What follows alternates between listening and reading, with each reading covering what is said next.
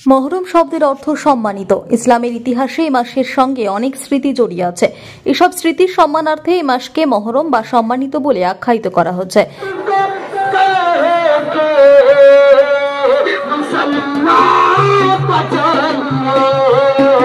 কোরআন কারিমে রয়েছে আকাশ ও পৃথিবী সৃষ্টির দিন থেকে আল্লাহর কাছে মাসের সংখ্যা 12।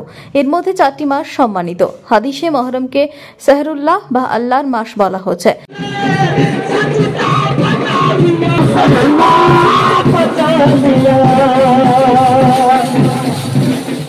মহানবীর হিজরতের বছরকে প্রথম বছর ধরে হযরত উমরের খিলাফতকালে ইসলামী গণনার সূচনা হয়। হিজরি সনের সঙ্গে মুসলিম উম্মাহ তাজিব তামাদ্দুন ও ঐতিহ্যগতভাবে সম্পৃক্ত। মুসলমানদের ধর্মীয় বিধিবিধান ও ইবাদত বন্দেগী চন্দ্র তারিখের সঙ্গে সম্পর্কিত। তাই আরবি তারিখ চর্চায় রাখার জন্য হিজরি নববর্ষ উদযাপন অত্যন্ত গুরুত্বপূর্ণ।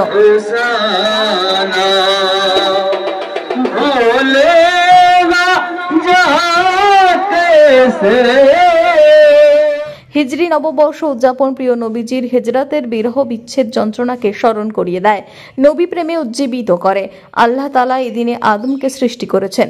এদিনে নূহের প্লাবন সমাপ্ত হয়। এদিন ইব্রাহিম জালিম বাদশাহ নমরুদের অগ্নিকুণ্ড থেকে 40 দিন পর নিরাপদে মুক্তি পান। এদিন ইউনুস মাছের পেট থেকে মুক্তি পান। এই নিয়ে আইয়ুব রোগমুক্তি লাভ করেন। এই দিনেই সুলাইমান তার হারানো রাজত্ব ফিরে পান। এই দিনেই ইয়াকুব হারানো পুত্র ইউসুফকে 40 বছর পর ফিরে পান। এই দিনেই ঈসা জন্মগ্রহণ করেন। এদিনেই তাকে দুনিয়া থেকে আকাশে উঠিয়ে নেওয়া হয়।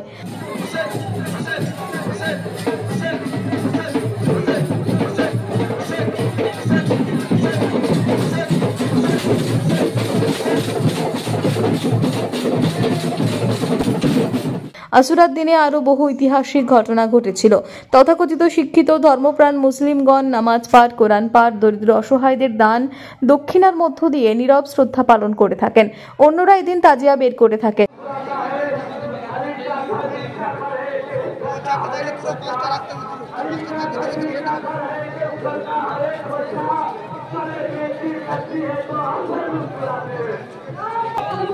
এটি প্রতিটি জায়গার পাশাপাশি দুবরাজপুরেও দেখা গেল। সেখানেই দেখা যায় সকল মুসলিম ধর্মাবলম্বী মানুষেরা একত্রিত হয়ে একটি পদযাত্রার মধ্য দিয়ে কর্মসূচি শেষ করে। দুবরাজপুরে দেখা যায় মুসলিম ধর্মাবলম্বী মানুষদের দেখা মিলেছিল চোখে পড়ার মতো।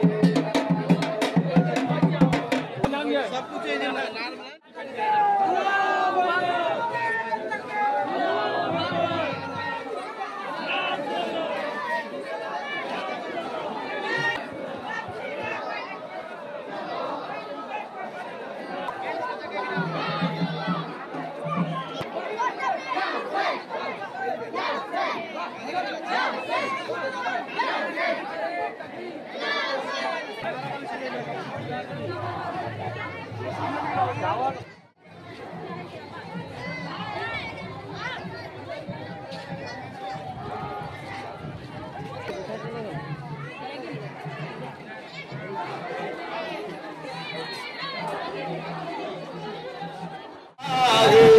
फलक पे जन्नत हुसैन का है, ज़मीन पे काबा हुसैन का है।